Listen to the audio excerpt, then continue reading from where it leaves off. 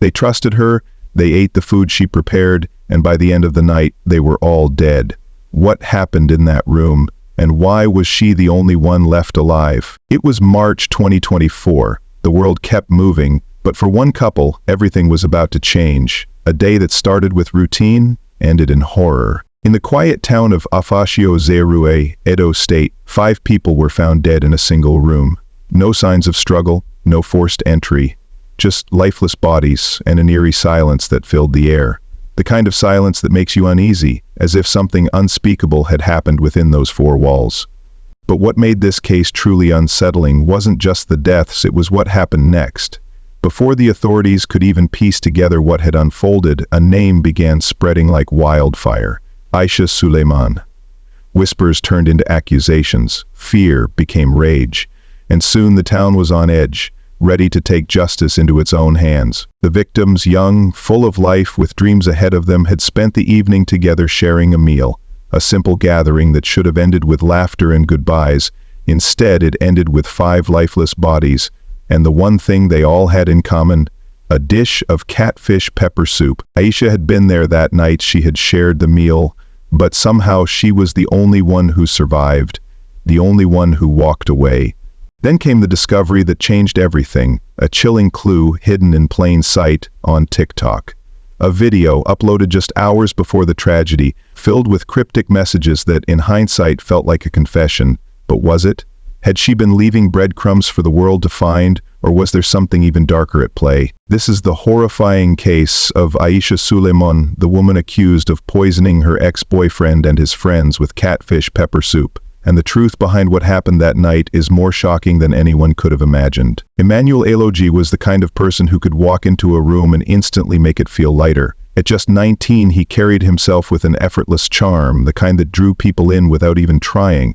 He wasn't loud or attention-seeking, but he had a way of making everyone around him feel at ease. His friends often said that Emmanuel had a laugh that could turn a bad day around, a warmth that made you feel like you belonged. Growing up in Afashio-Zerue, a quiet town in Edo State, Emmanuel had the kind of childhood that many could relate to. School, home, a tight-knit circle of friends. He wasn't the top of his class, nor was he the rebellious type. He was simply a young man figuring out his place in the world. He had dreams, some big, some small. One day he'd talk about moving to a bigger city, starting fresh, and making something of himself. The next, he'd be perfectly content spending an afternoon playing soccer with his friends, the red dust of the streets clinging to his clothes as they ran barefoot, lost in the game. But what truly defined Emmanuel wasn't just what he did, it was who he was. He had a natural way of making people feel safe, trusted. Friends confided in him, knowing he'd listen without judgment. Girls liked him not just because of his looks, but because he had a way of making them feel seen, heard. And then there was Aisha Suleiman. Aisha was 16, young, beautiful, and full of contradictions. To those who didn't know her well, she seemed like any other teenage girl, playful, curious, sometimes quiet, sometimes the life of the party. But to those who got close, there was something more. A fire in her, a side of her that wasn't always easy to understand. Emmanuel had seen that side. He had loved her for it, or maybe despite it. Their relationship had been a whirlwind, passionate yet complicated. They were young, and young love is never easy. People around them saw the highs and lows, the moments of tenderness, the stolen glances across crowded rooms, but also the arguments, the tension that sometimes crackled between them. Aisha could be unpredictable, swinging between affection and distance, between warmth and something colder, harder to define. Their breakup hadn't been dramatic. It had been quiet, almost inevitable. One of those things that happened slowly, over time, until, one day, they were no longer together. But even after it ended, Aisha was still there, still in his world, just lingering on the edges of his life. That night, when Emmanuel sat with his friends Nuruddin, Ada Samuel Ayagualo, and Jeffrey Ayagualo, he wasn't thinking about how quickly life could change. None of them were. They were doing what young people do, laughing, teasing each other, talking about things that seemed important in the moment. Plans, gossip, inside jokes that only made sense to them.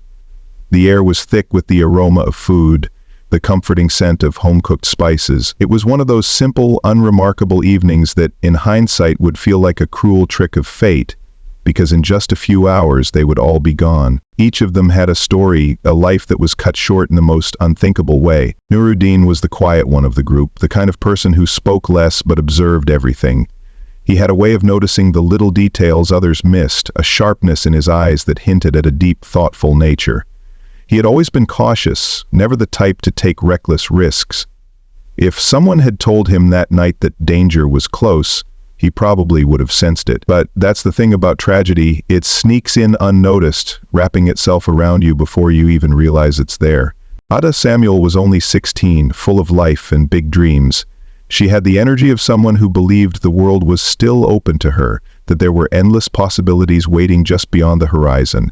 She had talked about leaving Afasio Uzeru one day, about making something of herself. Her friends teased her about it, saying she'd never actually go, but she always laughed and said, "Just watch me."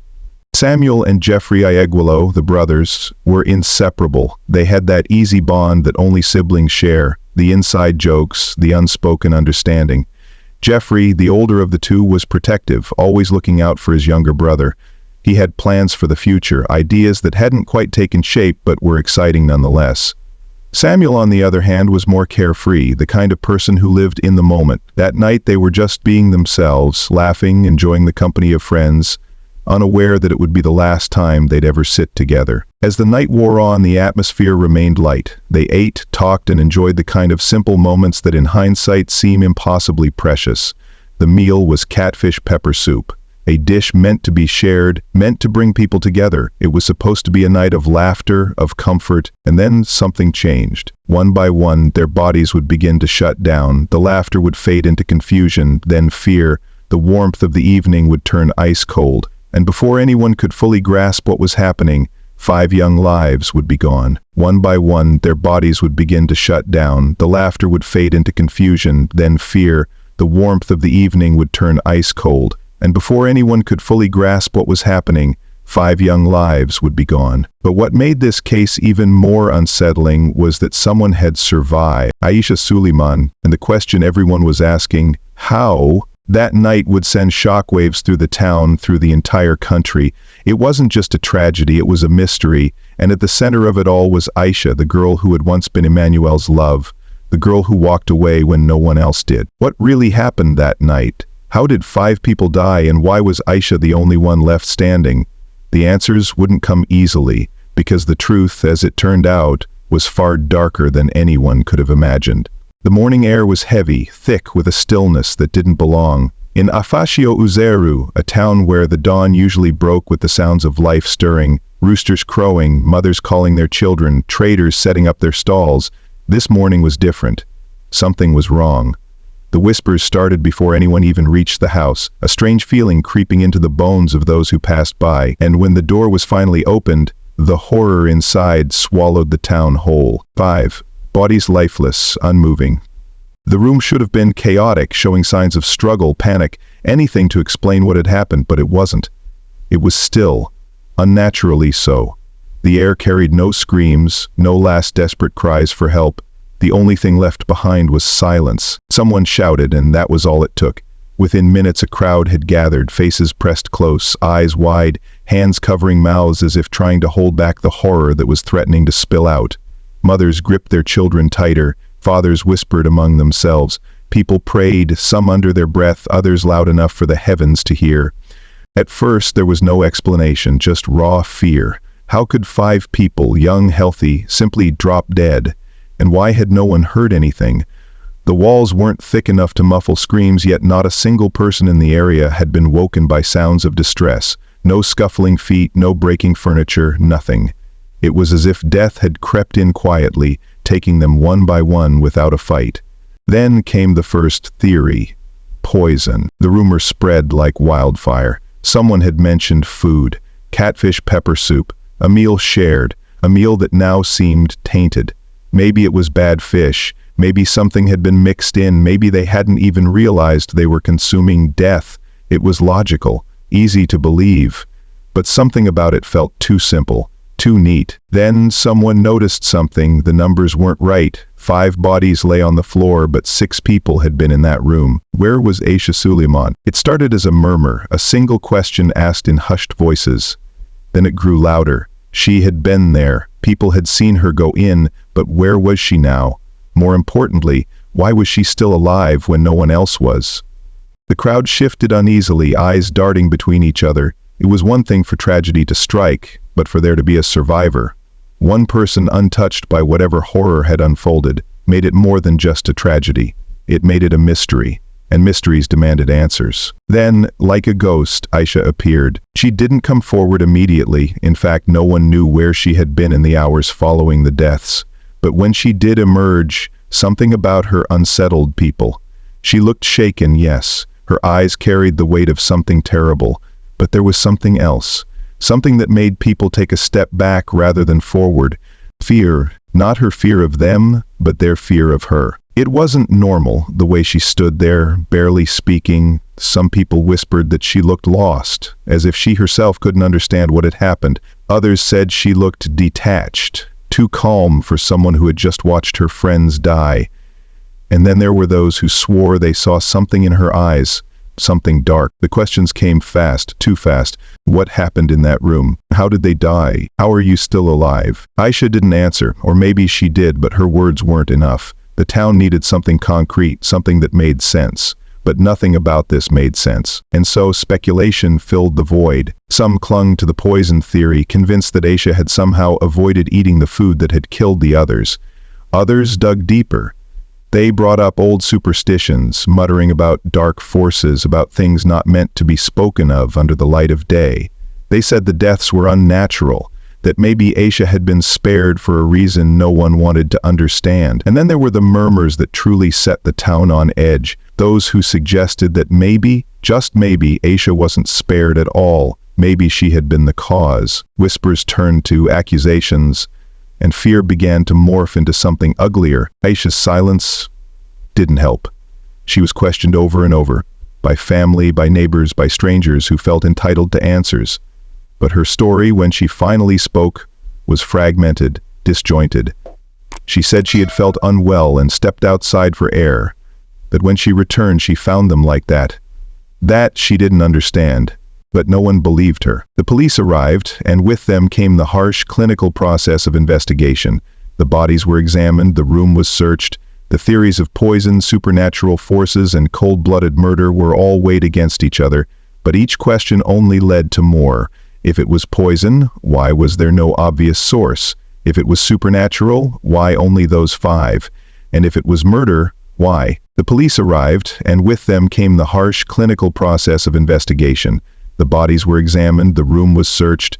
The theories of poison, supernatural forces, and cold-blooded murder were all weighed against each other, but each question only led to more.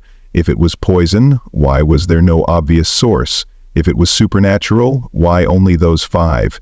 And if it was murder, why? The town held its breath, waiting. The story had taken on a life of its own, growing bigger than anyone had expected, and at the center of it all was Aisha, the girl who had survived. Or maybe, as some people began to suspect, the girl who had been left behind for a reason no one yet understood.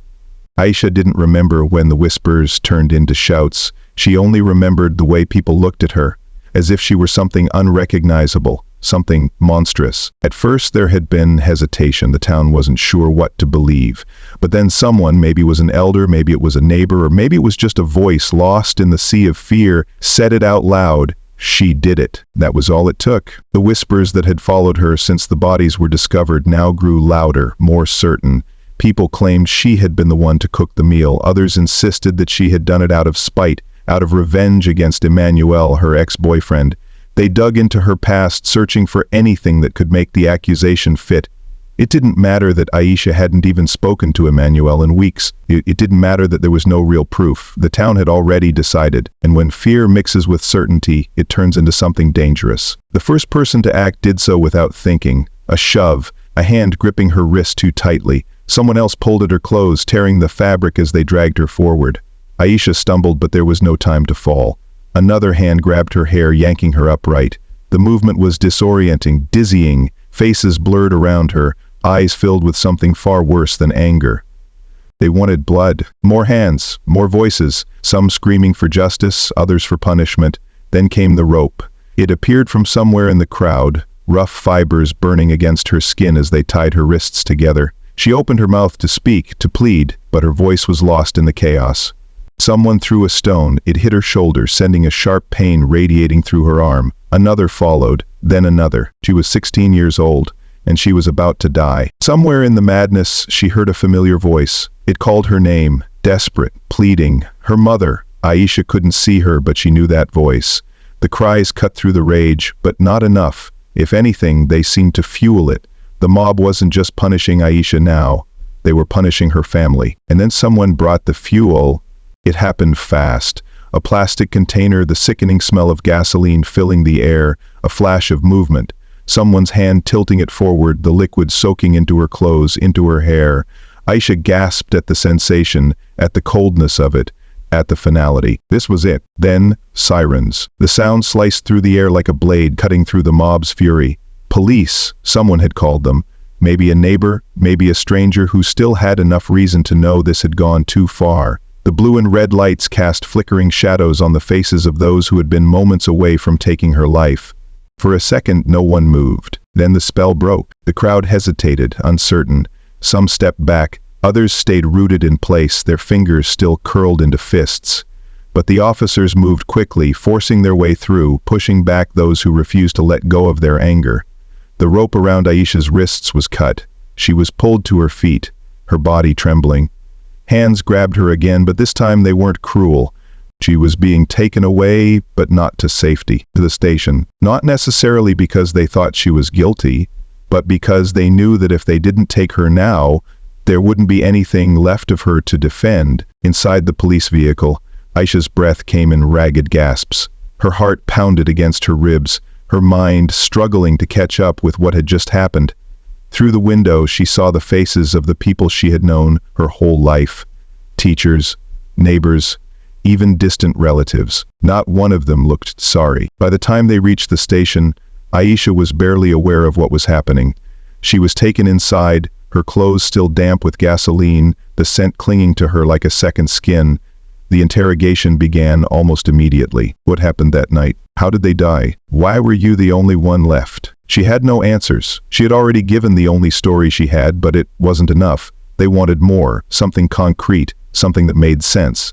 But no matter how many ways she said it, no matter how many times she repeated the same words, the officer's expressions remained unchanged. She wasn't a suspect yet, but she wasn't innocent either. And then something changed. One of the officers stepped out of the room. When he returned, his face was different. There was something in his eyes, something that made the others sit up a little straighter. They had new information, but they weren't telling her what it was. Instead, they asked one final question. Aisha, is there anything else you haven't told us? And for the first time since that night, she hesitated. Aisha hesitated. It wasn't because she had something to hide, but because for the first time she wasn't sure if her truth was enough.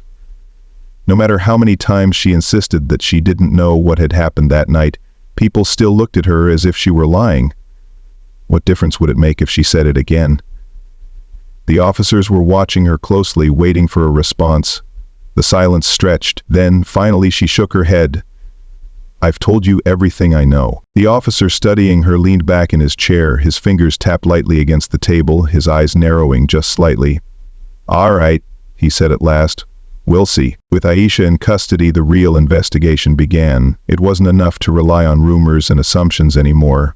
The Edo State Police Command needed hard evidence. If Aisha had poisoned those 5 people, there had to be proof. And if she hadn't, then someone else had to be responsible. Or something else entirely. The first step was the autopsy. The bodies had been found hours after their deaths, meaning that by the time authorities arrived, there were already too many questions and not enough answers. Some had assumed the victims had died from food poisoning, but there was no way to be sure without a medical examination. As the coroner's team worked through the bodies, carefully documenting their findings, the results slowly began to unravel the truth. There was no poison. The victims had not been intentionally harmed. There were no traces of lethal substances in their systems, no signs of forced ingestion. The cause of death was something far more insidious, something that no one had considered in the heat of their hysteria: carbon monoxide poisoning. A silent killer. As the pieces fell into place, investigators turned their attention back to the scene of the tragedy. The room where the 5 victims had gathered had been small, with poor ventilation, And outside that room, just feet away, sat an old generator, one that had been running for hours. The realization hit like a blow. The generator, meant to provide electricity in the absence of power, had instead been leaking toxic fumes. As the victim sat inside, talking, eating, and eventually drifting off to sleep, they hadn't realized that the air around them was slowly turning lethal. It hadn't happened all at once. Carbon monoxide poisoning doesn't kill immediately. It works gradually, filling the bloodstream, replacing oxygen, clouding thoughts. It would have started with dizziness, then drowsiness. Maybe one of them had felt a headache coming on, rubbing their temples, blaming it on the long day. Maybe another had yawned, thinking they were just tired from the night's activities, and then, one by one, they had succumbed. By the time anyone realized something was wrong, it was too late. Aisha Suleiman was innocent. She hadn't been there, she hadn't prepared the food, she had nothing to do with the tragedy, and yet if the police had arrived just a little later, if the mob had been given a few more minutes, she would have died for a crime she never committed. But even as the truth emerged, the damage had already been done. Word spread quickly that Aisha was not guilty. But the people who had accused her, who had tied her up and nearly set her on fire, were not eager to admit their mistake. They whispered among themselves, trying to justify their actions.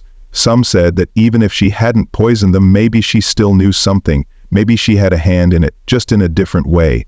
Others, the ones with quieter voices, the ones who still had a shred of conscience left, simply looked away. Aisha, however, couldn't look away. She had spent years in that town. She had known those people, trusted them, and now she wasn't sure she ever could again. Her mother had been allowed to visit her at the station after the police confirmed she was no longer a suspect.